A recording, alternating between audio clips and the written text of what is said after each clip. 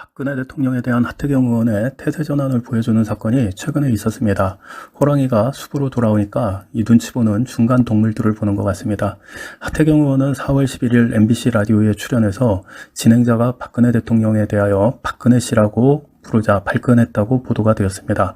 하태경 의원은 전직 대통령을 다 씨라고 부르냐며 박근혜 씨, 전두환 씨라고 하는 진행자의 발언을 문제 삼았습니다.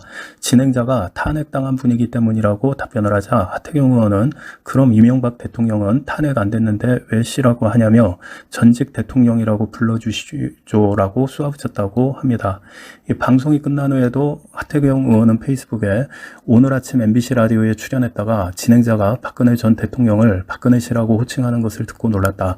전직 대통령 예우법에 준하여 전 대통령이라는 호칭을 쓰지 않는다고 했다. 하지만 전직 대통령 예우법은 호칭과 아무런 상관이 없다.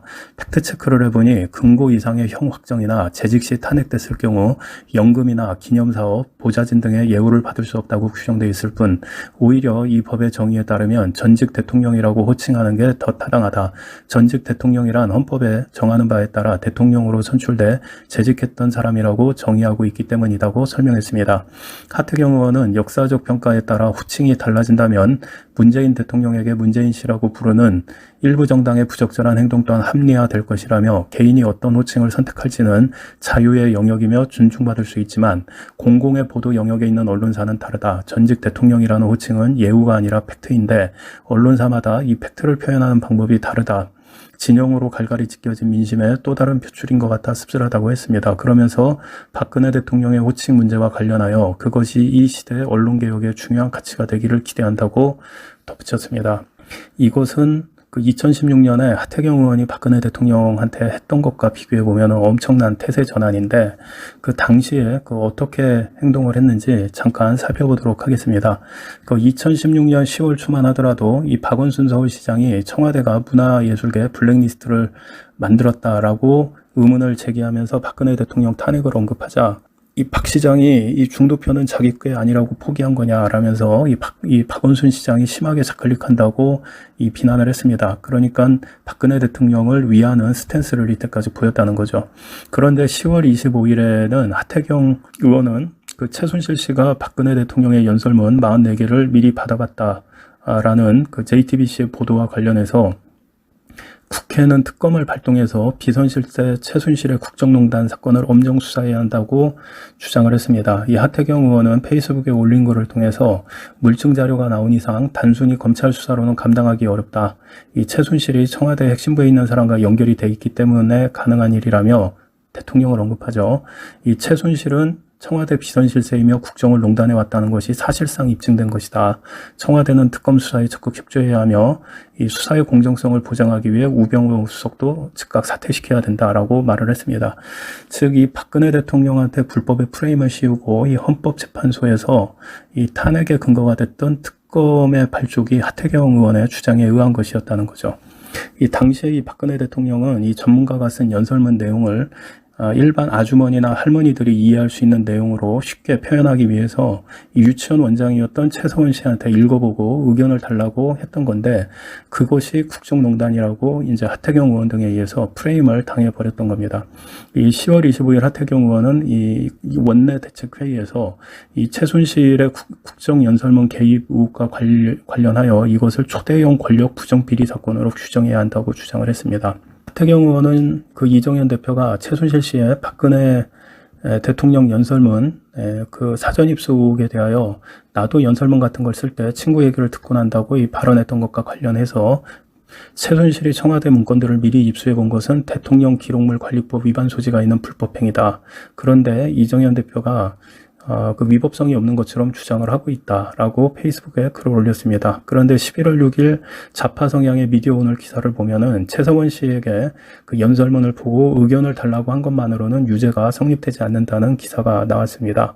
이 대통령 기록물이 되는 시점을 문서 관리 시스템에 문서를 올릴 때를 기준으로 한다는 탑재설, 결제할 때를 기준으로 하는 결제설, 최종적으로 문서가 등록될 때를 기준으로 하는 등록설이 있는데 탑재설을 따르면 불법으로 규정 조정하는 게 가능하겠지만 결재설이나 등록서를 기준으로 하면 불법이 아니라는 겁니다. 검찰도 역시 11월 8일에 그 최서원 씨가 연설문을 읽어보았다는 것만으로 해당 문서들이 최종본은 아니기 때문에 불법으로 보기 어렵다고 이미 밝혔습니다. 그러니까 10월 25일 하태경 의원이 최서원이 문서를 본 거, 그러니까 연설문을 본 게 대통령 기록물법 위반이고 국정농단이고 특검을 발족해야 될 사안이라고 주장했던 것이 사실이 아니라고 하는 거죠. 그러나 국민들은 최서원 씨의 것이라고 주장되는 태블릿에 대통령 연설문이 있었다. 그리고 그거를 박근혜 대통령이 연설문을 미리 읽어보게 하겠다라는 것만으로 이 국정농단 프레임으로 그거를 받아들였죠. 그리고 보수층도 박근혜 대통령을 이거는 쉴드 칠 수 없어 라고 하면서 지지를 포기했는데 정작 그거는 불법이 아니었다라는 겁니다. 이 완전히 블랙 코미디 같은 일이 벌어진 거죠. 그래서 그 탄핵 그 이유가 된 거에서는 이 연설문 내용은 빠지게 됐던 거고 다른 사유들이 이제 막 만들어지게 됐던 거죠. 그 10월 25일 하태경 의원은 뉴스원과 인터뷰에서 이 박근혜 대통령이 대국민 사과한 것에 대하여 끝난 게 아니라 이제 시작일 뿐이다. 라고 이렇게 주장을 했습니다.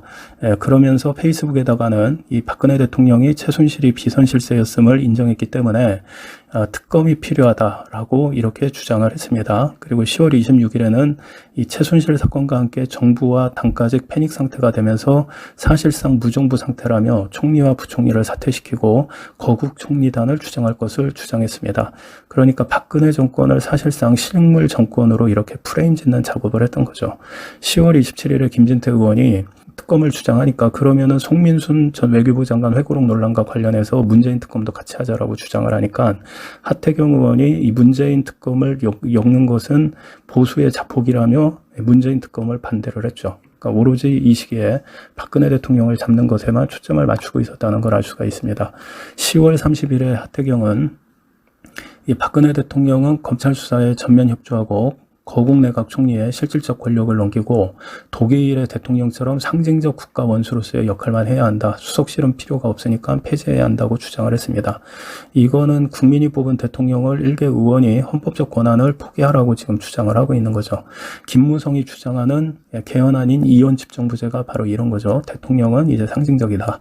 12월 2일 하태경 의원은 이미 박근혜 게이트를 하면서 이 박근혜 대통령이 집착을 버리지 않고 진실을 은폐할수록 민심이 더욱 불타오를 것이다 라면서 결단을 촉구를 했습니다. 11월 6일에는 박정희 대통령을 존경하는 사람들은 이번 사건에서 그 딸인 박근혜 대통령을 두둔해서는 안 된다. 근대적 보수는 정근대 보수와 결연히 맞서 싸워야 한다고 주장을 했습니다. 이게 뭔 소리입니까? 이게 정근대 보수가 박근혜라고 하는 건가요? 그리고 11월 7일 하태경 의원은 이제는 박근혜 대통령이 하야에 준하는 이선 후퇴를 해야 한다라고 주장을 했습니다. 그러면서 이러한 이선 후퇴 주장은 하야를 공개 언급한 것은 이 하태경 의원이 처음이라고 이 보도가 됐습니다. 그리고 이어서 김무성 의원도 헌법의 최종 수호자인 대통령이 헌법을 훼손하며 국정을 운영했다. 국민이 위임한 대통령직이라는 공적 권력이 최순실 일가가 국정을 농단하고 부당한 사익을 추구하는 데 사용됐다며 박근혜 대통령의 탈당을 요구하기 시작을 했습니다. 11월 8일에 하태경 의원은 이 보수 진영에서 대통령 하야가 비헌법적 절차이니까 합법적 절차인 헌법적 절차인 탄핵안을 발의해달라. 그리고 그 탄핵안을 부결시켜달라. 그러면서 자기한테 반대표를 던져달라고 요구한다. 어떻게 같은 사람한테 발의도 하고 반대표도 던지라고 요구를 하느냐라면서 탄핵 가결 의사를 확고히 했습니다. 그리고 MBC 방송에 출연해서는 새누리당이 스스로 패당 패족을 하고 당을 해체하는 절차를 밟는 것이 필요하다라고 주장을 하면서 당 해체 작업에 들어가면은 박근혜 대통령의 탈당 문제는 굳이 뭐 할 필요조차 없다. 이렇게 이제 주장을 했죠. 그러니까 이 박근혜 정부를 무능화시키고 새누리당도 무능화시키고 이거를 지금 하태경 의원이 다 하고 있었다는 거죠. 11월 10일에는 이 하야는 청와대가 수용하기 어렵고 거국 내각은 혼란만 가중될 뿐이라며 이 박근혜 대통령 탄핵이라는 헌법적 절차가 묘안이다. 이렇게 이제 주장을 하면서 탄핵을 확고히 하고 있죠. 그리고 11월 12일에 하태경 의원은 이제 박근혜 대통령에 대한 환상에서 벗어나라. 이 대통령에겐 국가보다도 최순실이 더 위에 있었던 거다라고 주장을 했습니다. 그리고 11월 13일에 그 하태경 의원은 박근혜 대통령이 하야를 결단할 수 없다면은 탄핵 절차를 밟는 것 외에 대안이 없다면서 새누리당도 자진 해산해야 한다고 주장을 했습니다. 그리고 김무성 의원도 대통령 탄핵으로 가야 한다고 주장하기 시작을 했습니다. 그러니까 하태경 의원이 이 박근혜 정권을 무능화시키고 새누리당도 무능화시키고 이 박근혜 대통령 탄핵으로 여론을 끌고 가는데 결정적인 역할을 했다는 것을 알 수가 있는 거죠. 그래서 11월 17일에는 하태경 의원이 박근혜 대통령을 저격하다라고 하는 기사 제목이 나올 정도였던 겁니다. 그래서 뭐 더 많은 내용들이 이후에도 있지만은 여기까지만 봐도 이 하태경 의원이 얼마나 이 박근혜 정권을 무너뜨리고 새누리당을 해체하려고 했는지 알 수가 있죠. 그랬던 그 기세등등했던 하태경 의원이 박근혜 대통령이 세상에 나오자마자 그리고 대구에 딱 내려와가지고 유영아 선거에 개입하는 것을 보고 나니까 언론사들에서 야 박근혜 대통령이라고 왜 호칭을 안 하고 씨라고 부르냐라고 또 박근혜 대통령을 위하는 척 이렇게 태세전환하는 것을 볼 수가 있는 겁니다. 이거 참 이 박근혜 대통령은 어떻게 생각을 할까요? 그때 정말 정신없이 당해버린 거죠. 이 내부의 적에 당하니까는 더 경황이 없었겠죠. 외부의 적이라고 하면 대응을 했을 텐데.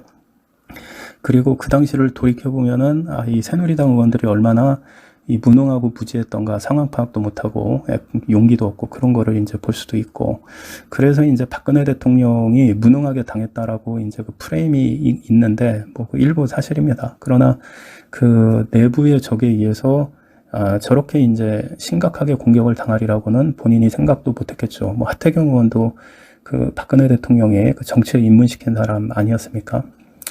자, 이제 어쨌거나 이러한 그 하태경 의원이 박근혜 대통령의 눈치를 보면서 유영아 선거에 박근혜 대통령이 언지를 한 이유가 뭔지를 조금씩 알 수 있는 거죠. 선거에 박근혜 대통령이 개입할 수 있다라는 것을 유영아 사건을 시사하는 거고, 이것이 이제 나머지 그 국민의힘 국회의원들한테는 이제 공포가 될 수 있는 거죠. 그래서 이 다음 총선에서 과연 하태경 의원이 이렇게 태세 전환을 열심히 하고 있는데 과연 그 재선이 될 수 있을지, 이것도 관전 포인트가 될 것 같습니다.